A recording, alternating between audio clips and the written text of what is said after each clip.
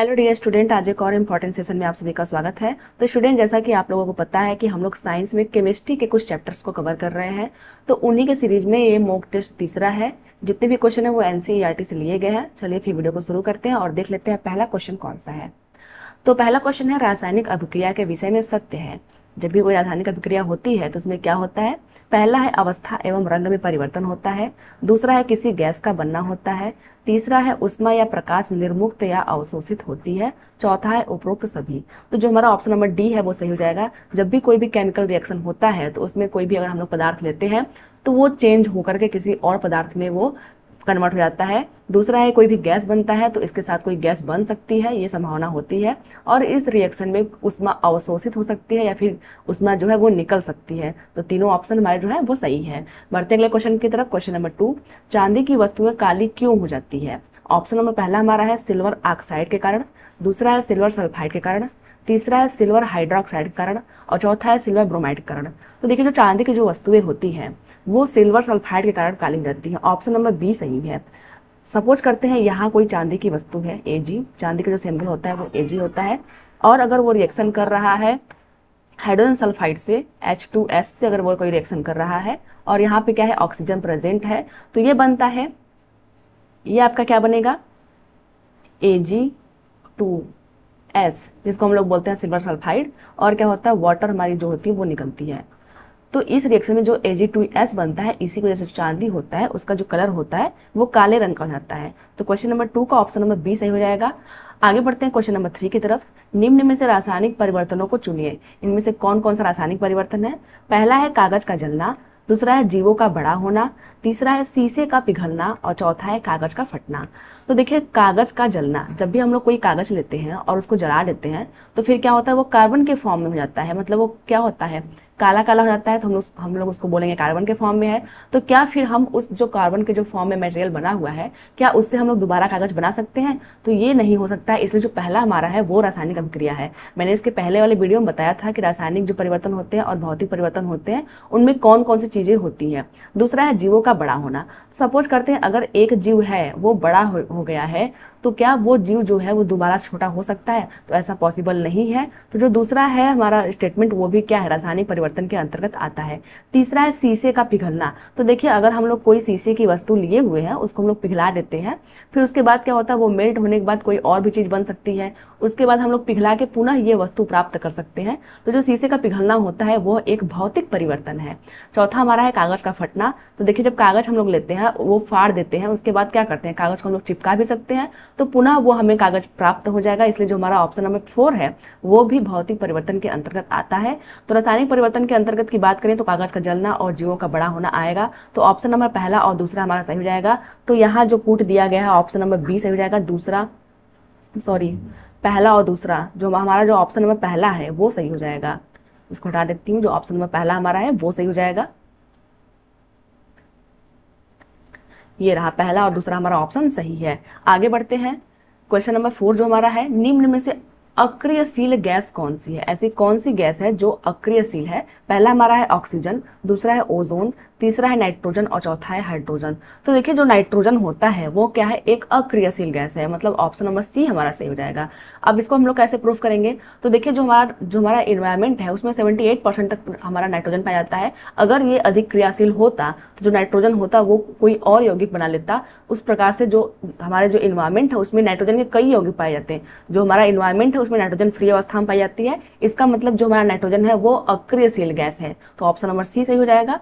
आगे बात करते हैं क्वेश्चन नंबर 5 की। धातु कार्बोनेट को तनु हाइड्रोक्लोरिक में मिलाने पर एक गैस सनसनाहट के साथ निकलती है जो चूने के पानी को दूधिया कर देती है, यह गैस है। देखिए, इसके पहले वाले मॉक टेस्ट में भी हमने इस क्वेश्चन को कवर किया हुआ था। तो उसमें हम लोगों ने देखा था कि क्या बनता था, धातु कार्बोनेट बनता था। तो ऑप्शन नंबर पहला हमारा है ऑक्सीजन, दूसरा है कार्बन डाइऑक्साइड, तीसरा है नाइट्रोजन ऑक्साइड और चौथा है कार्बन मोनोऑक्साइड। तो कह रहा है कि हाइड्रोक्लोरिक अम्ल के साथ हम लोग कोई ऐसी जो चीज मिलाते हैं तो कोई गैस निकलती है। वो गैस कौन सी है? तो वो गैस कार्बन डाइऑक्साइड है। ऑप्शन नंबर बी हमारा सही हो जाएगा। बढ़ते हैं अगले क्वेश्चन की तरफ। क्वेश्चन नंबर 6 हमारा है, कॉपर कार्बोनेट और कॉपर हाइड्रोक्साइड के मिश्रण का रंग कैसा होता है? देखिए, हम लोगों ने पढ़ा हुआ है कि जब भी हम लोग कॉपर को खुले में रखते हैं। जो कॉपर हमारा है उसको हम लोग वायु में रखते हैं, जहाँ पे वायु में CO2 भी प्रेजेंट होती है और नमी भी होती है, H2O भी होता है। तो क्या होता है, एक हमारा यौगिक बनता है जिसको हम लोग बोलते हैं कॉपर कार्बोनेट, और क्या बनता है, एक और यौगिक बनता है जिसको हम लोग बोलते हैं कॉपर हाइड्रोक्साइड। ये बोलते हैं, तो यही बोल रहा है कि जो उसका रंग है वो किस कारण है, तो जो यहाँ पे कॉपर कार्बोनेट है उसी का रंग जो होता है वो होता है ग्रीन कलर। ग्रीन कलर होता है, तो ऑप्शन नंबर डी हमारा सही हो जाएगा। इसी को हम लोग बोलते हैं कि कॉपर के बर्तन में जंग लग जाना। जो कॉपर के बर्तन में जो जंग लगती है वो ग्रीन कलर की होती है, और वो क्यों होती है, वो कॉपर कार्बोनेट कारण होती है। यहाँ पे हमारा कॉपर कार्बोनेट है, तो क्वेश्चन नंबर 6 का ऑप्शन नंबर डी सही हो जाएगा। आगे बढ़ते हैं क्वेश्चन नंबर 7 की तरफ। निम्न में से कौन सा कथन सत्य है, देख लेते हैं। पहला है जंग लगने से लोहे का वजन कम हो जाता है। दूसरा है जंग लगने पर लोहे का वजन ज्यादा हो जाता है। तीसरा है जंग लगने पर लोहे का वजन में कोई फर्क नहीं पड़ता। और चौथा है उपरोक्त में से कोई नहीं। तो देखिए, जब भी कोई लोहे के बर्तन में जंग लगती है तो जो उसका जो वजन होता है वो बढ़ जाता है। ऑप्शन नंबर बी हमारा सही हो जाएगा। देखिए, जो लोहे में जो जंग लगती है, मान लीजिए यहाँ पे लोहा है, उसको जंग लगने के लिए नमी भी चाहिए, और क्या चाहिए, आपका जल की भी आवश्यकता होती है। तो यहाँ बनता है आपका Fe2O3 इंटू XH2O। तो यहाँ जो आपका ये बना हुआ है वो क्या होता है, भूरे कलर का होता है, भूरा कलर, और इसी को बोलते हैं हम लोग जंग। तो जब भी लोहे में जंग लगती है तो उससे उसका वजन जो होता है वो बढ़ जाता है। तो क्वेश्चन नंबर 7 का ऑप्शन नंबर बी सही हो जाएगा। आगे बढ़ते हैं क्वेश्चन नंबर 8 की तरफ। पदार्थों की विकृत गंधिता को दूर किया जाता है। जो पदार्थों में जो गंध आ जाती है उसको दूर कैसे कर सकते हैं, तो पहला है खाद्य पदार्थों को रोशनी से दूर रखकर। दूसरा है खाद्य पदार्थों को फ्रिज में रखकर। तीसरा है खाद्य पदार्थों को वायु मुक्त डिब्बों में रखकर। और चौथा है उपरोक्त सभी तरीकों से। तो देखिए, पदार्थों में जो है विकृत गंधिता को दूर करने के लिए उपरोक्त सभी तरीके हम लोग अपनाते हैं। हम लोग उसको रोशनी से दूर रखते हैं, फ्रिज में रखते हैं पदार्थों को, और जो भी पदार्थ होते हैं उनको वायु मुक्त डिब्बे में रखते हैं। इसलिए जो हमारा ऑप्शन है वो सभी सही हो जाएगा। ऑप्शन नंबर डी हमारा सही हो जाएगा। आगे बढ़ते हैं क्वेश्चन नंबर 9 की तरफ। निम्न में से किस धातु का संक्षारण नहीं होता है। ऐसा कौन सा धातु जिसका संक्षारण नहीं होता? पहला हमारा है सोना, दूसरा है एल्यूमिनियम, तीसरा है नाइट्रोजन, और चौथा है हाइड्रोजन। तो देखिए, जो क्वेश्चन नंबर 9 है उसका ऑप्शन नंबर ए सही हो जाएगा। अब इसका संक्षारण क्यों नहीं होता? देखिए, जो सोना है वो सबसे कम क्रियाशील होता है, सबसे कम अभिक्रियाशील होता है, या किसी से रिएक्शन ही नहीं करता। तो रिएक्शन नहीं करेगा तो इसका संक्षारण नहीं होगा, इसलिए ऑप्शन नंबर जो ए हमारा है वो सही हो जाएगा। देखिए, इस क्वेश्चन का आंसर आपको आगे चल के पता चलेगा कि जो ये है वो कम अभिक्रियाशील क्यों है। तो अभी तो हम लोग फिलहाल बताते हैं क्वेश्चन नंबर 9 का ऑप्शन नंबर ए सही है। आगे बात करते हैं क्वेश्चन नंबर 10 की तरफ। तो क्वेश्चन नंबर 10 हमारा है निम्नलिखित अभिक्रियाओं में से उसे या उन्हें चुनिए जो संभव है। संभव कौन सा है? अब ये रिएक्शन देख के आप लोग डर जाओगे। तो सबसे पहले हम लोग इसको करने से पहले एक आपको ट्रिक बता देती हूँ मैं, उससे आपका ये जो क्वेश्चन है वो आसानी से सॉल्व हो जाएगा। देखिए, जो क्वेश्चन है वो जुलाई 2013 में पूछ चुका है, तो आप लोग इसको भी ध्यान रखेंगे। ये क्वेश्चन कभी भी पूछ सकता है।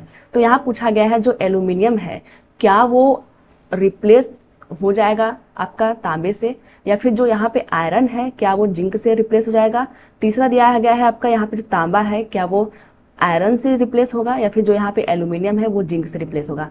जो भी इसको रिप्लेस कर देगा, इन चारों को जो सामने वाला एलिमेंट है अगर वो रिप्लेस कर देता है तो रिएक्शन पॉसिबल है, और अगर नहीं रिप्लेस कर पाता है तो रिएक्शन पॉसिबल नहीं होगा। तो देखिए, हम लोगों ने पढ़ा था इसके पहले, हम लोगों ने जो 2 मॉक टेस्ट किया हुआ है उसमें मैंने आपको एक सीरीज बताई थी अभिक्रियाशीलता का। तो मैंने आपको ये बताया था कि जो क्रियाशीलता होती है वो आपका जो पोटेशियम होता है उसका सबसे अधिक होता है, और जो आपका गोल्ड होता है उसका सबसे कम होता है। ये आपका रहा गोल्ड और ये रहा आपका पोटेशियम। जो पोटेशियम होता है उसकी अभिक्रियाशीलता सबसे अधिक होती है, और जो गोल्ड होता है उसका अभिक्रियाशीलता सबसे कम होती है। तो देखिए, जो पोटेशियम होता है, एग्जाम्पल के तौर पर हम लोग समझते हैं, जो पोटेशियम है वो क्या करेगा, वो अपने नीचे वालों जितने भी इसके नीचे वाले हैं उनको ये रिप्लेस कर सकता है। उसी प्रकार से जो सोडियम हमारा है वो जब भी अभिक्रिया करेगा तो अपने जितने भी नीचे वाले हैं उनको रिप्लेस कर देगा। लेकिन अगर हम लोग बात करें सोडियम क्या पोटेशियम को रिप्लेस करेगा, तो कभी रिप्लेस नहीं करेगा, इसलिए ये रिएक्शन पॉसिबल नहीं है। तो सबसे पहले हम लोग इसको याद करेंगे। सबसे पहले हम लोग क्वेश्चन को सॉल्व करते हैं। तो पहला हमारा जो आपका स्टेटमेंट है उसमें ये बोल रहा है जो एल्यूमिनियम है वो जो है वो कॉपर से रिप्लेस हो जाएगा। क्या जो कॉपर है वो अधिक अभिक्रियाशील है? तो यहाँ पे हम लोग देख लेते हैं, जो हमारा कॉपर है वो यहाँ पे है और जो हमारा एल्यूमिनियम है वो यहाँ पे है। इसका मतलब ये घटता हुआ क्रम था, यहाँ हम लोग लिख देते हैं घटता क्रम। इसका मतलब यह है कि जो एल्यूमिनियम है वो अधिक अभिक्रियाशील है और कॉपर जो है वो कम अभिक्रियाशील है, इसलिए जो कॉपर है वो एल्यूमिनियम को नहीं रिप्लेस कर सकता है, जबकि एल्यूमिनियम कॉपर को रिप्लेस कर सकता है। तो पहला हमारा स्टेटमेंट जो है वो गलत हो जाएगा, क्योंकि एल्यूमिनियम जो है वो कॉपर से अधिक रिएक्शन क्रियाशील है, इसलिए जो कॉपर है वो एल्यूमिनियम को रिप्लेस नहीं कर पाएगा, इसलिए ये जो रिएक्शन है वो पॉसिबल नहीं है। दूसरा हमारा है FeSO4 जो है वो क्या जिंक से रिप्लेस हो जाएगा, तो देख लेते हैं। यहाँ हमारा कहाँ है, ये रहा हमारा आयरन और ये रहा हमारा जिंक। जिंक कहाँ है, आयरन के ऊपर है, इसका मतलब जो जिंक है वो अधिक अभिक्रियाशील है और जो हमारा आयरन है वो कम अभिक्रियाशील है। तो जो जिंक रहेगा वो आयरन को रिप्लेस कर सकता है यहाँ, क्योंकि जिंक ऊपर है, आयरन को रिप्लेस कर सकता है, इसलिए जो हमारा दूसरा रिएक्शन है जो जिंक रहेगा इस पर अटैक करेगा और आयरन को रिप्लेस करके यहाँ पे ऐड होगा, इसलिए हमारा जो दूसरा रिएक्शन है वो पॉसिबल है।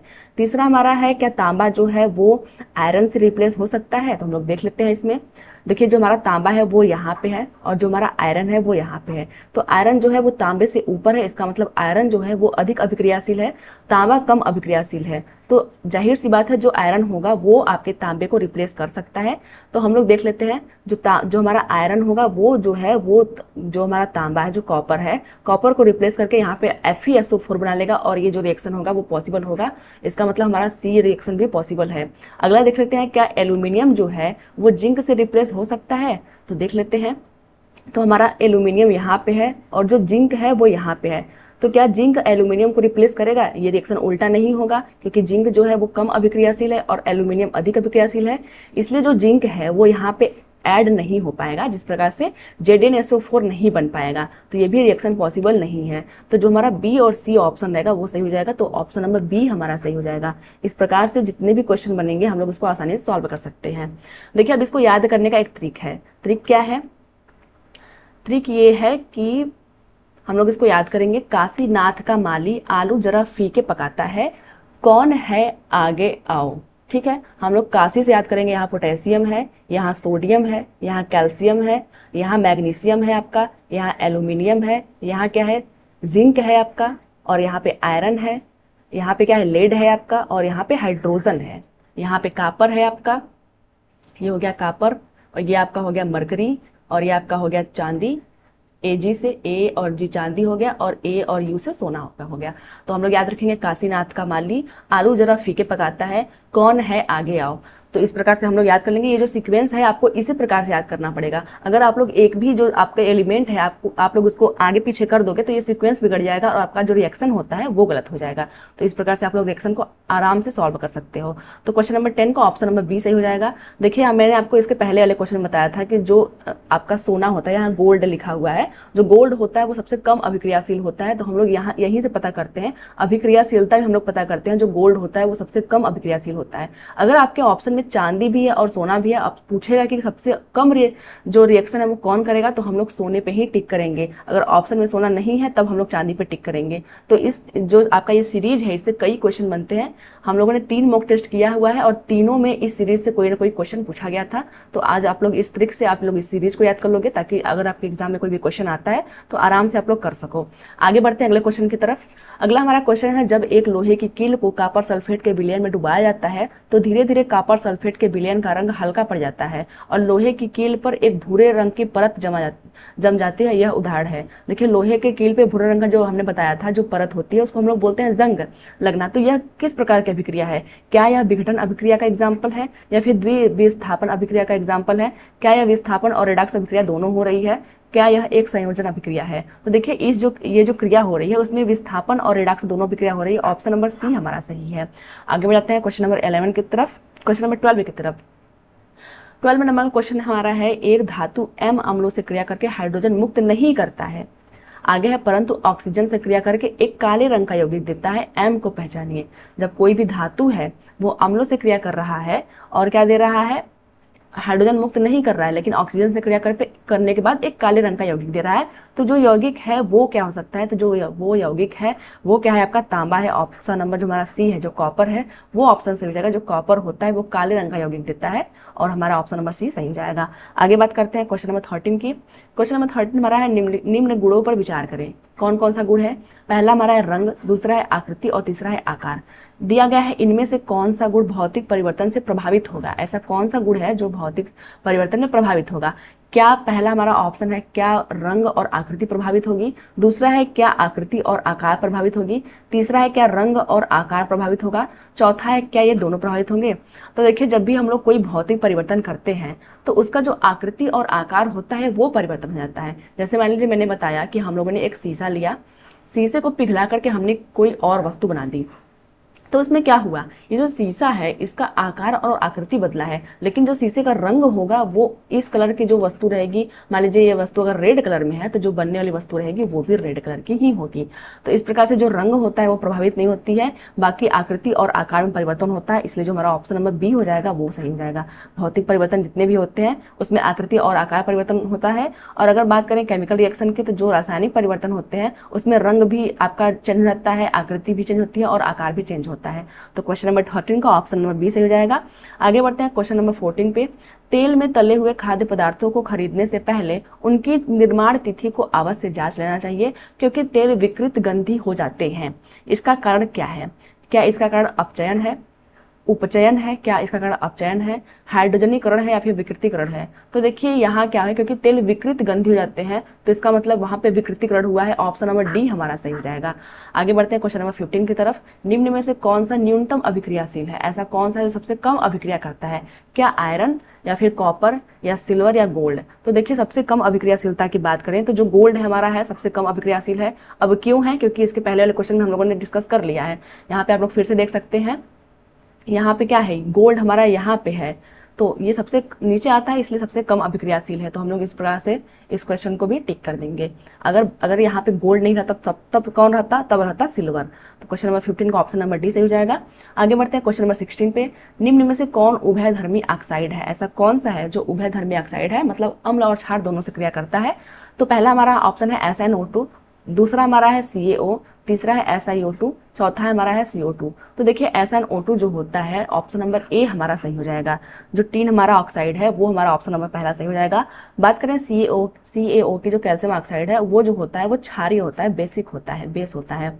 और जो SiO2 होता है वो भी क्या होता है, बेस होता है। और जो CO2 आपका होता है वो क्या होता है, एसिडिक होता है। इसको भी हम लोग याद रखेंगे। तो क्वेश्चन नंबर 16 का ऑप्शन नंबर ए सही हो जाएगा। आगे बात करते हैं क्वेश्चन नंबर 70 की।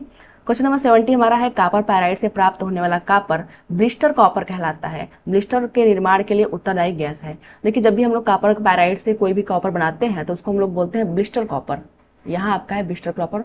आपको ये स्टेटमेंट में देके पूछ सकता है कि जब कॉपर पायराइड से हम लोग SO2 की अभिक्रिया कराते हैं तो क्या बनता है, तो हम लोग बोलेंगे ब्लिस्टर कॉपर बनता है। तो जो ऑप्शन नंबर डी हमारा है SO2 वो सही हो जाएगा। जब भी कॉपर पायराइड को SO2 सल्फर डाइऑक्साइड गैस से अभिक्रिया कराते हैं तो ब्लिस्टर कॉपर बनता है। हम लोग इसको भी याद रखेंगे। तो क्वेश्चन नंबर 70 का ऑप्शन नंबर डी सही हो जाएगा। आगे बढ़ करते हैं क्वेश्चन नंबर 18 की। निम्न में से व्युत्क्रमी परिवर्तन कौन सा नहीं है। देखिए व्युत्क्रमी का परिवर्तन का मतलब ये होता है कि ये इस साइड तो जाएगा फिर दोबारा से हम लोग उसको प्राप्त कर सकते हैं, रिवर्सिबल प्रोसेस होता है। तो क्या जल से भाप बनना होता है। तो देखिए जल को हम लोग अगर गर्म करेंगे तो भाप बन जाएगा, और जब भाप को जब ठंडा करेंगे तो जल बन जाएगा। इसका मतलब रिएक्शन जो है वो दोनों तरफ हो रही है। तो यहाँ पूछ रहा है कौन सा नहीं है। दूसरा है लोहे का पिघलना। अगर हम लोग लोहे को पिघला करके कोई एक वस्तु बनाते हैं तो क्या उस जो वस्तु बनी हुई है उसको पिघलाकर फिर से लोहा बना सकते हैं, जरूर बन सकता है। तीसरा है कैरोसिन का जलना। अगर हम लोग कैरोसिन को जला देते हैं तो क्या हम लोग जले हुए कैरोसिन से फिर कैरोसिन बना सकते हैं, तो ये पॉसिबल नहीं है। कैरोसिन जलने के बाद कुछ भी नहीं बचेगा, इसलिए जो हमारा ऑप्शन नंबर सी है वही सही हो जाएगा। चौथा हमारा है भाप का संघनन।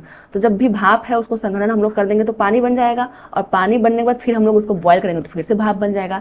तो ये क्या है, व्युत्क्रमी परिवर्तन है। तो क्वेश्चन नंबर 18 का ऑप्शन नंबर सी सही हो जाएगा। आगे है क्वेश्चन नंबर 19। निम्न लवणों में से किसकी क्रिस्टलीय जल अणु उपस्थित नहीं है। ऐसा कौन सा है जिसमें जल के अणु उपस्थित नहीं है। पहला हमारा है नीला थोथा। तो सबसे पहले इसका फॉर्मूला एग्जाम में बहुत ज्यादा पूछता है, तो इसका जो फॉर्मूला होता है वो होता है आपका CuSO4 और इंटू 5H2O। दूसरा हमारा है धावन सोडा। तो देखिए जो धावन सोडा होता है उसका जो फॉर्मूला होता है वो आपका होता है Na2CO3 इंटू 10H2O। ये हो गया धावन सोडा। तीसरा है खाने वाला सोडा। तो जो खाने वाला सोडा का जो फॉर्मूला होता है उसका होता है NaHCO3। चौथा होता है जिप्सम। तो जो जिप्सम का फॉर्मूला होता है वो होता है आपका CaSO4 इंटू 2H2O। तो देखिए आपको जल के अणु कहाँ कहाँ दिखाई दे रहा है, यहाँ पे भी दिखाई दे रहा है, यहाँ भी दिखाई दे रहा है और यहाँ भी दिखाई दे रहा है। तो कह रहा है किसमें क्रिस्टलीय जल के अणु उपस्थित नहीं है, नहीं पूछा गया है। तो जो ऑप्शन नंबर हमारा सी है वो सही हो जाएगा। जो खाने वाला सोडा होता है उसमें जल के क्रिस्टलीय अणु उपस्थित नहीं होते हैं। देखिए ये फॉर्मूला जो आपका है एग्जाम्पल में आपका फॉर्मूला दिया गया है नीलथोथा CuSO4, ये हो गया धावन सोडा और खाने वाला सोडा का। बहुत बार पूछता है कि इन दोनों का फॉर्मूला क्या होता है, और दोनों ही ऑप्शन में होते हैं क्योंकि इनमें थोड़ा सा ही अंतर होता है। ये आपका है सोडियम कार्बोनेट और ये है सोडियम बाइकार्बोनेट। तो जो खाने वाला सोडा होता है, देखिए जो खाना बनाती है वो कौन बनाती है, बाई बनाती है। तो जहां भी H लगा होता है उसको हम लोग बाई बोलते हैं। सोडियम बाइकार्बोनेट जो होता है वो खाने वाला सोडा होता है, और बाकी जो रहेगा आप बोल दोगे वो धावन सोडा है। जिप्सम का फॉर्मूला बहुत बार पूछता है, तो CaSO4 × 2H2O जो होता है वो जिप्सम का फॉर्मूला होता है। तो जो चारों फॉर्मूला है वो इंपॉर्टेंट है, और क्वेश्चन नंबर 90 का ऑप्शन नंबर सी सही हो जाएगा। आगे बात करते हैं क्वेश्चन नंबर 20। क्वेश्चन नंबर 20 हमारा है जंग लगना एक प्रक्रिया है। जंग लगना कौन सी प्रक्रिया है? क्या यह अपचयन की प्रक्रिया है, क्या यह ऑक्सीकरण की प्रक्रिया है, क्या यह उपपचय का प्रक्रिया है, या फिर विस्थापन प्रक्रिया है? तो देखिए जो जंग लगना होता है वो एक ऑक्सीकरण अभिक्रिया होती है। ऑप्शन नंबर बी हमारा सही हो जाएगा। जो जंग होता है हम लोगों ने उसका फॉर्मूला पढ़ा था, क्या था, Fe2O3 जो होता है उसी को हम लोग जंग बोलते हैं, इंटू H2O भी होता है, तो इसी को हम लोग जंग बोलते हैं। तो ऑप्शन नंबर जो हमारा क्वेश्चन नंबर 20 है उसका ऑप्शन नंबर बी से हो जाएगा। तो फ्रेंड्स ये तो थी आज की वीडियो। आई होप कि आज की वीडियो जो है आपको पसंद आई होगी। मिलते हैं फिर किसी वीडियो में, तब तक के लिए धन्यवाद।